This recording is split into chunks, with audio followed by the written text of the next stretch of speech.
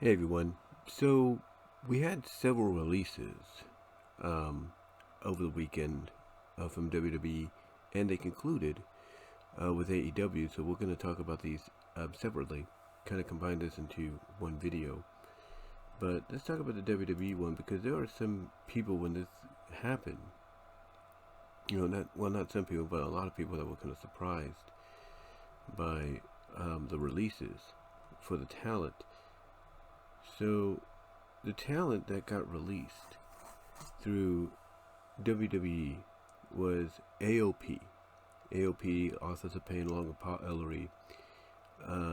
They were released, and according to Fightful, they said AOP came into WWE with a bit of heat throughout the industry due to some of the outside projects. One of them, one of them saw a few people in the wrestling business put money in, and were upset that they didn't get it back. One person in WWE, according to Fightful, said that they couldn't, or there could be a reason, or that could be, okay, let me read this. This is concerning AOP's release. Authors of Pain, if you will. They said AOP came into WWE with a bit of heat throughout the industry due to some of their outside projects, one of which saw a few people in wrestling put money in, and were upset they didn't get back. One person in WWE said that could be a reason they were put with Karrion Kross, who is generally well liked. AOP had been adamant that Paul Ellery joined the company with them when they were re-signed. They were actually under contract a number of months before reappearing. Many in the company saw it as a rough omen when they were hardly on TV with Kross. There were no creative plans for AOP and Ellery following the Wyatts feud. Yeah. So the highest pinnacle that AOP's gotten so far in WWE was WrestleMania 40 last year when they lost to the Pride, which was the Street Profits and Bobby Lashley in a Philadelphia six-man street fight. And that was it. And they were hardly used after that. Of course, they were part of the whole Final Testament, Final Testament Wyatt 6 feud, and then that was it. No more. And apparently, they didn't have nothing, left for them to do afterwards. And they just released them. They got rid of them. And honestly, if it's all due to the heat that they've had, despite being paired up with Karrion Kross and Scarlett, if it's due to that, then I don't blame WWE for having to do that. I mean, I know when they do these kind of things as a fan, it's to try to get that reputation removed, that negative reputation removed from the talent. But in this case,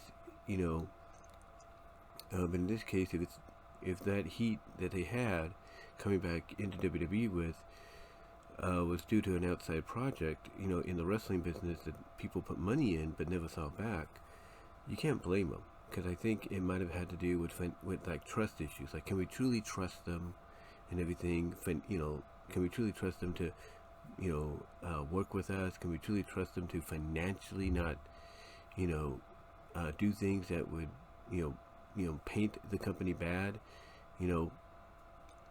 There's a lot of questions you'd have to wonder about. And if anybody's wondering, like, what outside projects they mentioning, there was this one project. I don't know if it's there was one project, one that was in Saudi Arabia, but there was another one that was going to be, I think, on the East Coast or something like that, either in the Southeast or the Northeast. And it was something that was being put together. I guess AOP had a part in it, a major part, obviously, and it just fell apart, or nothing really came of it. The accommodations weren't good or something. I don't really know. And the whole thing got canceled. The whole thing was, put to pasture, if you will. So, yeah, that, obviously that, along with the Saudi Arabia one and other ones I think they took part in, just didn't rub people the right way, because essentially you're scamming people, you're conning them out of their money, especially those in the wrestling business. You're scamming them and conning them, and that's not good. That's going to get you pretty much a bad rep no matter where you go. And it could get you a bad rep, to the point that nobody would want you. Now, I'm not saying, let's say AEW or TNA won't get them. AEW, if Tony Khan wants more talent to add to his roster, then fine. There you go. Get your Authors of Pain in there. Let them work with you for a while. See what they can do.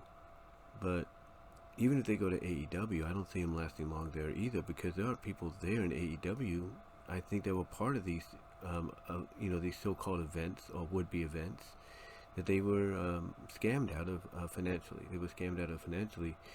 But we'll see what happens in 90 days, because they're one of the talents that has 90 days on the contract.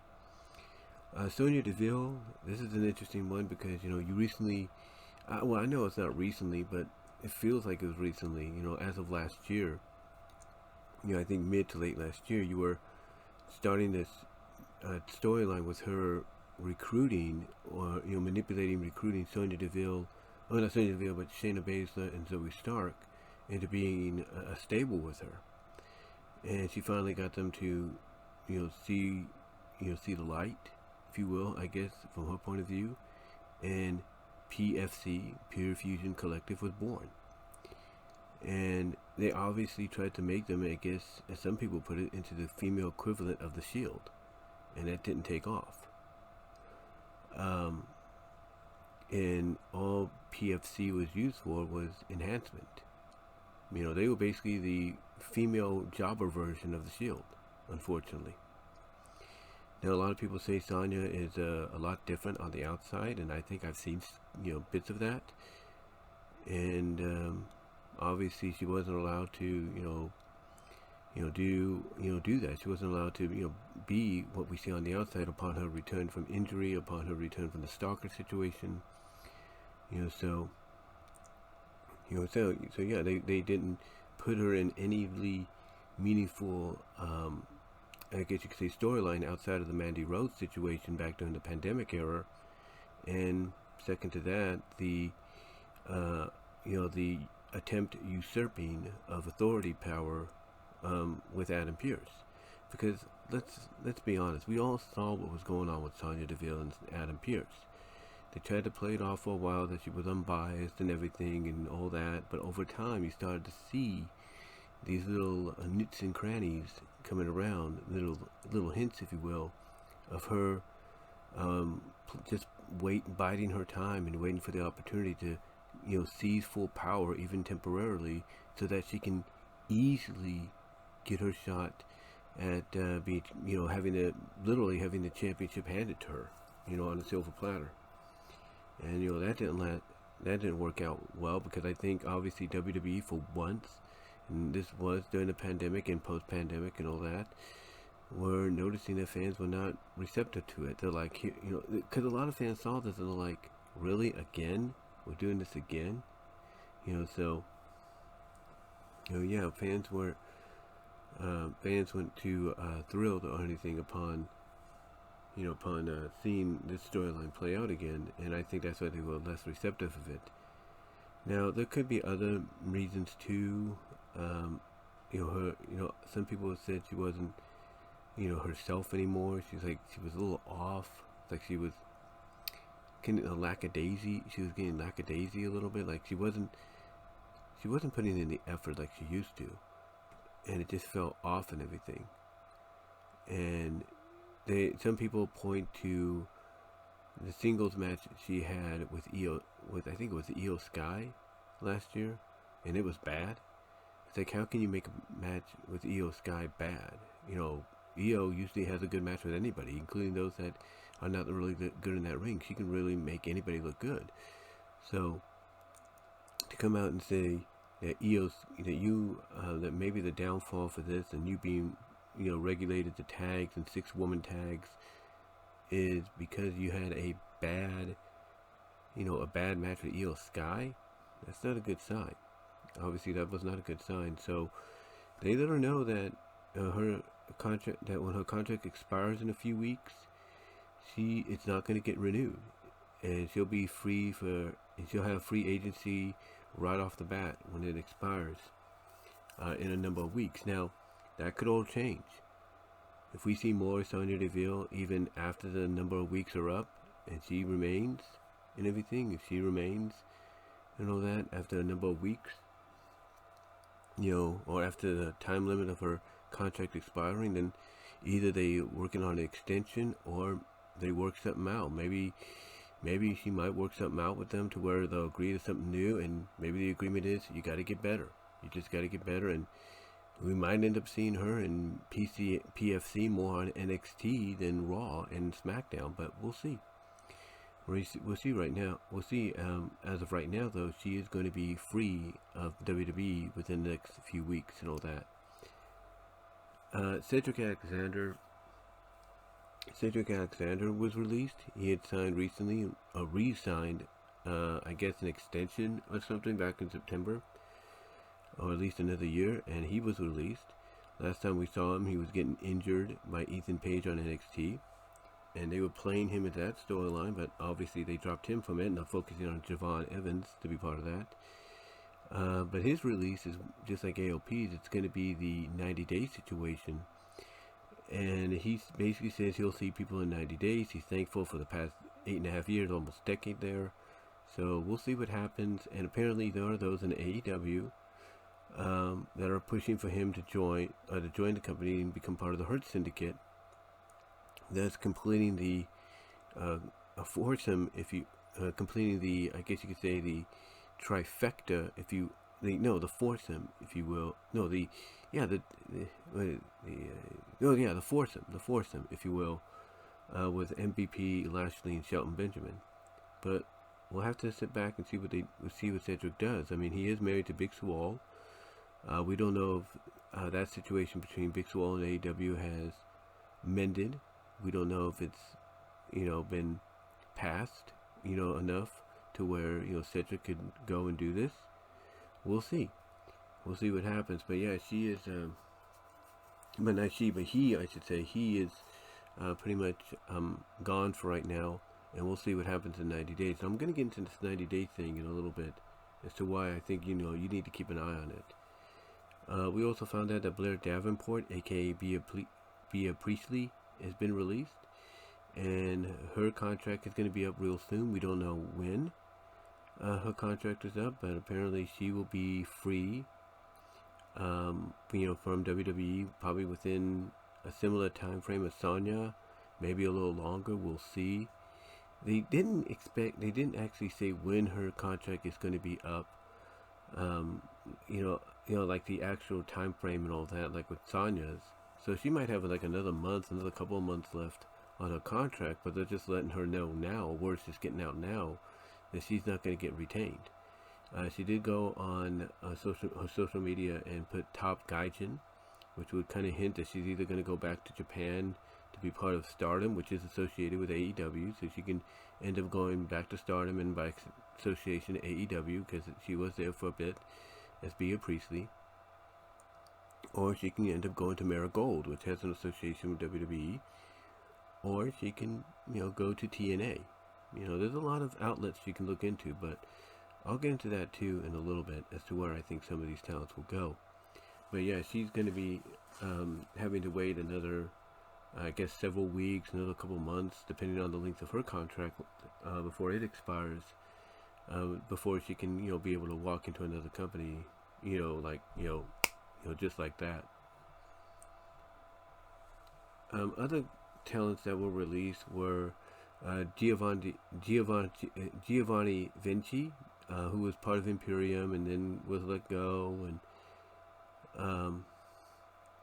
and basically, apparently there was some kind of issues with him behind the scenes, heat, if you will. He rubbed people the wrong way, which is why he was given a gimmick that he had in NXT, and they were pushing him hard in NXT with this gimmick. But when he got called up to the main roster, he was just reinserted into Imperium, and then I guess he rubbed people the wrong way there, and it's just like, okay, can't be in Imperium anymore. We'll let you do your old gimmick from NXT, or your previous gimmick from NXT before being called up. And that was just done to be, to, I guess, teach him a lesson, because he ended up jobbing to a lot of people. He ended up jobbing, period. And his vignettes and everything as to, the way he was being portrayed was a throwback to, like, the vignettes we would get for Alberto Del Rio, Sylvain Grenier, and all these kind of people that had this kind of gimmick. But this time around, it was a gimmick that was being used as a way to teach him a lesson. Now, he's going to be 90 as well. We'll see what happens there. And the same goes with Carl Anderson and Luke Gallows, which was a surprise. They've been the second time they've been let go from the company. But this case, Carl is out with an injury. And apparently, according to reports, he's not bitter. He's in good spirits. Carl Anderson and Luke Gallows have been around the business long enough to realize that this happens. And sometimes it happens when you're injured, and you just gotta take the lumps that are given to you. And you just gotta roll with the punches. And I think in this case, Carl realizes, both men realize, I think, that with Carl out, there's no use for them right now. WWE has no plans for them. Like, what are they gonna do with Luke Gallows? Yeah, they can put him in singles matches and everything, and keep him associated with AJ, but what then? What then, huh? It's like, if you can't use him right now because one guy is out for the next 3 to 6 months, why have him on the roster? Why have him on the payroll? You know what I'm saying? So, from what it sounds like, they're both very understanding. Carl, at least, is very understanding. And I'm not going to be surprised if we see something within the next 90, 120 days from these guys. And again, I'll get into that in a moment. Isla Dawn is also gone. She posted that she would see people in 90. The biggest moment she had was last year when she and Alba Fyre won the women's tag team titles, and then they lost them a little after that. That was just done, according to some people, as a feel-good moment for them in the home country, which was cool. What her future has, I do not know. Again, we'll find out in 90 days. And then we basically also have, as of this weekend, Elektra Lopez. Elektra Lopez was also released, and she was released while she was even on SmackDown. She made an appearance on SmackDown, and she was released. That's a surprise. That is a surprise, But yeah, she is gone from the company, and I think that's another 90-day situation. FIFO did give some information on it. They did state that Carl is still injured and is looking at least 3 to 6 months minimum before he'd be cleared. Releasing injured talent is very out of the ordinary for WWE, and we're looking to see if there's any additional context. We're told, despite this, he's in good spirits. So again, just like I said, I think when they say he's in good spirits, he's understanding. It's like, hey, if we can't use you, we can't pay. It's like, yeah, we can pay you to stay at home and everything, but I think it's better if we just let you loose right now, and we'll find out within the next 3 to 6 months what your status is and all that, from injury, and go from there. Davenport, Brie Priestley was another situation. She had not had any plans for her and all that for a while until recently, because basically there were plans for her to be used more, and as early as last month there were plans that she would have been probably part of Chelsea Green's Secret Service with Piper Niven. That's what they're saying here. That's what FIFO's saying, that she was brought to TV and pitched the idea of joining Chelsea Green and Piper Niven's group. It got as far as Secret Service outfit being prepared, but had to be delayed. Now, we'll see what happens there within the time frame before she's officially gone, but we'll see what happens. Then we get to Giovanni Vinci. They said there was some in the company that were high on Giovanni upon creating the vignettes for him last year. That didn't end up conveying to TV, and most that we've spoken to believe he was pushed down the card, with them knowing he wouldn't be brought back. And again, there are speculations that he might have rubbed people the wrong way. They said regarding Alba Fyre, who's still under contract with the company, nobody in the company has said anything about her being released as of yet, just Isla Dawn. One talent claimed that Isla Dawn was at TV last night. That was SmackDown, though we've not confirmed that. And then as far as the AOP Paul Ellering situation, those that FIFO spoke to said they believe they will continue to perform. Well, we'll keep an eye on that as well. And those within NXT that spoke with Fightful said that they believe these releases were tied to a new batch of call-ups being brought to the main roster in 2025, which is typical. You know, if you're going to bring in new talent and you're going to push that new talent like they're going to do with Roxanne next week, because Roxanne Perez is going to be competing in an Elimination Chamber match against Raquel Rodriguez, which is kind of odd, two heels going at it, but what that also tells me is maybe they're going to make her a babyface a bit, if you will. Maybe they're going to make her into a babyface, but not, you know, not like the babyface of old, like she used to be, kind and sweet, but babyface that's like, hey, you know, hey, you want a female CM Punk? You want the next AJ Lee? Boom, here you go. You know, here you go, Roxanne Perez at your doorstep, you know, on a nice silver platter. So yeah, she's going to go up against against Raquel next week, and I think Roxanne's going to win. That she'll be in the Elimination Chamber. That's, you know, she can continue her feud with Bayley going into Mania.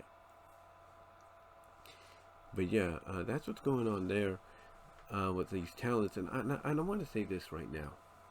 With the exception of those that probably have contracts coming up within the next few weeks, if not the next few months, like Sonya Deville and Blair Davenport, aka Bea Priestley, most of these sound like they're 90 days. I want you to think about the day they were released. February 7th, right? March 7th is 30 days. April 7th, after WrestleMania, is 60 days. May 7th is 90. So I want you to take that in consideration. These talents could still be called back to WWE within the next 50 plus, within the next, what's it now? Within the next, I would say, 60 within the next 57 days. They could. And I think the reason for the releases are not because of the fact that you're getting some call-ups within the next month, even including post-Mania, but it's also financial reasons. That's another reason. Well, that's a big reason that wasn't mentioned. It's not just the call-ups from NXT and all that, and the ID program and everything. You know, those do play a role, but I think it's financial reasons. I think what's going to happen, you know, because one, you have people like Kevin Owens signing a new contract and everything. You got Jordan Grace signing a new contract, a main roster contract, and so on. Alexa Bliss, you know, so you have all these talents getting these new nice contracts, and financially, you need to cut some fat temporarily, you know, or for the time being, to build up your money. And with WrestleMania around the corner and Toronto's in the Elimination Chamber before that in the Rogers Center, the Sky Dome in Toronto, all looking like mega sellouts financially and everything, WWE is going to make the money back. So what this tells me is what they're doing is they're just, you know, cutting a bit of that fat, if you will, you know, doing some write-offs, if you will, for the time being. And in my opinion, when we get to post-WrestleMania, that's when you're going to see some of these talents maybe show up again. That way, you know, WWE can offer them the new contracts, you know, explain to them if they haven't already the situation as to why they did it, and this time around they're going to use them. You know, I think that's what you're going to see.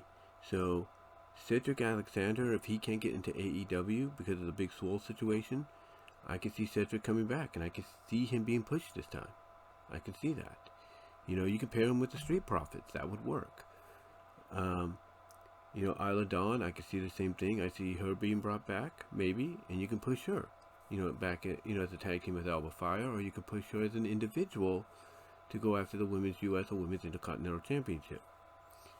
You know, Blair Davenport, again, we don't know how long she's got to go on her expired contract, but if her contract ends, let's say before Mania or right around Mania, or maybe, you know, around Elimination Chamber, maybe they'll renegotiate with something with her to come back, you know, after Mania with a new contract. And that's, you know, give her a bit of a break, give her a new contract, and she can come back as Blair Davenport, or she can come back as Bea Priestley, whatever the case might be. You know, so yeah, there's a lot of talent, in my opinion, that will eventually make their way back to WWE. Even some that have already been, you know, gone for over 90 days that are going to, you know, do the indies. They're going to probably try AEW. They might try TNA. They might try New Japan, Miracle, Stardom, or some of the regional promotions in in the countries they live. But I've got a feeling they're going to be back. I think what this is going to allow them to do is build character. I mean, I guarantee you Triple H has been in contact with a lot of them and explaining the situation and saying, look, if you can just work on this and build this, we're going to bring you back. And you can't tell me they will not keep an eye on them, because they will. They will keep an eye on them, and before you know it, a lot of those talents might be showing up back in WWE before this year is out, maybe even after WrestleMania, especially those of the 90-day stuff. The Anderson and Luke Gallows thing, oh, I definitely think they'll be back in WWE. There's no doubt about that. Again, the situation is, and to me, I think they're very understanding, is Anderson's out with an injury. And you don't know what, his timetable for return is. It could be in 90 days, it could be in 180 days, we don't know. But the way I look at it is WWE is probably keeping in contact with them. And they're probably saying, hey, once you're healed up, we're going to re-sign you, we're going to bring you back, we're going to build you up as the dominant tag team you've always been known as. Bet me anything that's what's going to happen. Because if you're planning to split Finn Balor off on the Judgment Day, he's going to need some people to watch his back, right? If you're going to have him feud with the Judgment Day, you're going to have some people watching his back, and we just can't have him make goody-goody with Damian Priest again, right? So why not have him associate with the Good Brothers upon the return? Just saying. But I also think they might be telling them, hey, we know that within 90 days you might get tempted, you might get some calls and everything from Tony Khan and everything to come to AEW and try them out. I'm pretty sure Triple H and others are talking to them about that, and they're probably telling them, look, can we make a suggestion? Because we do believe in you more than he would. Go to TNA. We have a partnership with them, and in TNA, you're under a TNA contract, but you'll still associate with us, and we could see you develop on your own there to when the time is right. When your contract's up with them, we can bring you back. So that might be something that happens as well. If they don't come back after 90 days, then I could see them showing up in TNA at the behest of Triple H, behest of Shawn Michaels and all them, and working there under a TNA contract to build up the character and eventually come back new and improved. So I can see that for some of the other 90-day people, including those that are having contracts come up within the next few weeks, in few months, if you will. But yeah, I just hope for the best for all of them right now. Some of them I think have an understanding is the reason. And I think, again, it's due to, yes, new talent coming up from NXT, new talent coming in from the ID program. I do believe it's also financial reasons that they're going to definitely build back up real quickly during, this, time of year. So yeah, I think it's a lot of those things combined.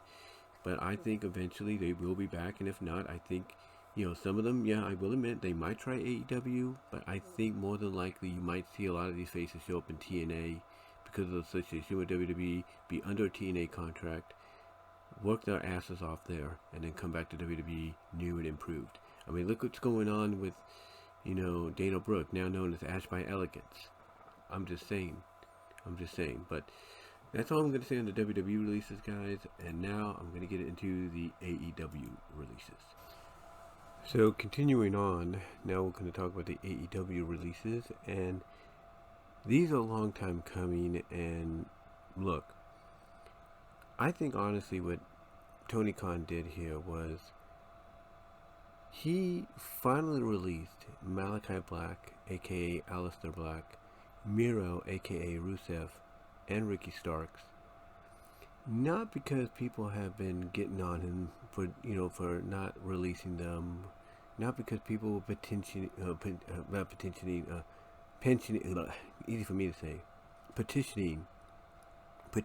for him to do so, and probably not because some people backstage told him, look man, just let them go. They're going to be gone anyway. Just let them go. I think the other reason he did it is because, ironically, he saw the releases in WWE and it's like, ooh, wait a minute. I can get rid of 3 in exchange, very soon, I can get a dozen. You know, that's his mindset. I guarantee you. It's like he saw the 12 be released and was like, ooh, I lose 3, but I'll gain 12. Interesting. You know, he's got that mindset. Well, I think he's going to be in for a big, big surprise within the next 90 so days. Because I got a feeling some of these people may not be heading to AEW, but like I said, at the bequest of Triple H and Shawn Michaels, they might, if not go back to WWE, they'll go to TNA and stay there under TNA contract to improve, you know, to prove themselves, to become more, obviously, than, you know, what we've seen, and then eventually get brought back. So I think Tony's going to be in for a rude awakening with some of these. Not saying he won't get some, but I think he'll be in for a rude awakening when it comes to certain talent that he's eyeing right now. But yeah, he finally released Malachi and Rusev, Malachi, Miro, and Ricky. And a lot of people are like, it's about damn time you did this, because, you know, you keep them under contract, you keep them iced. You know, it's just going to make you look bad. It's going to make your company look bad. You know, you might as well let them go. Because the more you hold them back, the more people are going to get on your ass about being a petty, self-centered, egotistical SOB. And you don't want that. So I think somebody finally did talk to him. Don't know who. Might have been his father. Might have been someone on his, you know, finance team or whatever. Or agents, bookers, whatever. Somebody had to talk to him. Because Tony Khan, let's be honest, I don't think he would have done this. I don't think he would have done this, period, on his own. He was hell-bent on keeping these talents, just like he's got Ray Phoenix currently under contract, iced up right now. So yeah, he was just hell-bent, you know, on keeping them under lock and key. But, you know, apparently somebody said, look, you know, you can't do that. You gotta let them go. You gotta let them, you know, fly free, you know, and everything. Yeah, they're gonna go to the other place, there's no doubt. But you know what? If it doesn't work out in that other place, but they build enough of a reputation there, you know, creatively or gimmickly or whatever, character-wise, personality-wise, if it don't work for them there, you can always try to get them to come back, and you can build off what they did there, you know, here in AEW. If there's an AEW, as some people have pretty much looked at in a very dismal light, because yeah, you've been putting on some good shows in the past week, and you've had some silver linings of decent, you know, progression even prior to that. But that, you know, progression has always been overshadowed by the negativity. It's like you got these little diamonds in the rough, but they get shadowed and reburied by a lot of the nonsense. So even though you've had some silver linings here and there in the past few weeks, and then this past week you've had a decent Dynamite, a decent Collision, that's fine, that's great. But, you know, you got to keep that up. You can't just rely on 1 week. You got to keep it going. You got to keep it going. You got to keep it going. You got to keep it going. You know, and whatever you got planned for Grand Slam, guess what? You better deliver. You better deliver on it. That's all I can say. But anyway, like I said, he did release them finally, and it doesn't. Here's the thing: we don't know whether or not these are legit releases to where they can just show up, you know, within the next week or the next month. But don't really know. We don't know if Ricky Starks might just show up tomorrow night on NXT. It's like, boom, here he is. You know, we don't know. We'll see what happens. But you know, I'm kind of, you know, glad he did finally, you know, do this. But like I said, I don't think he would have done it on his own accord. I think somebody had to persuade him. I think somebody had to talk to him and say, hey, just let them leave. You know, you're not going to use them anymore. If you keep them under lock and key, under wraps, you know, it's just going to make you, and it's going to make the company look bad. You know, if you want to prove that you're going to turn this place around, if you're going to try to restore that feeling, one of the best ways to do that is to live up to your word by saying, hey, if you don't want to be here, I'll let you go. And I'm sure somebody reminded him of that. You know, so if they're in that rebuilding process, that rebooting process, soft rebooting process for this company, then basically being reminded of what you said, you had promised to do if somebody didn't want to be there. Being reminded that, hey, you got to keep that promise. That's one way to do it. But yeah, he released them. And again, I think it's also the fact that he's looking at the idea. Because again, I don't think he would have done this on his own accord. If somebody didn't talk to him, he wouldn't have done it. But I guarantee you, after they talked to him, he probably is paying attention, saying like, well, let's see who else is going to be on the market that I could probably replace these three with. And as soon as he was looking, like putting the final dots to the release papers for them. When he's doing that, he was looking probably online and probably noticed all the releases happening on WWE this past weekend. He's like, well, and again, he's probably thinking, well, this will make up for what I'll lose. I'll just sign these guys to contracts, as soon as they are available. And there you go. So I think it has to do with that as well. In my opinion. But again, it's just my thoughts on it. But yeah, he did release them, and I expect Ricky Starks to show up in NXT probably by this weekend. Yeah, I do expect him to show up in NXT by this weekend at Vengeance Day. Expect him to show up. Expect him to be in the crowd. He will be there. I guarantee it. And expect Aleister Black, Malachi Black, and Rusev to show him back up on the main roster for WWE, either post-Elimination Chamber or post-WrestleMania. So look forward to that. Look forward to that as we get through these next few weeks and everything. But yeah, he released them, and good on him for doing it. But again, just doing a few good deeds and having a few good Dynamite, and having a week's worth of a good Dynamite and Collision, don't heal a deep wound so quickly. That wound is so deep right now. You can put a whole arm in it. Honestly, that wound that AEW has right now, that's gushing out. You can put a whole arm in it.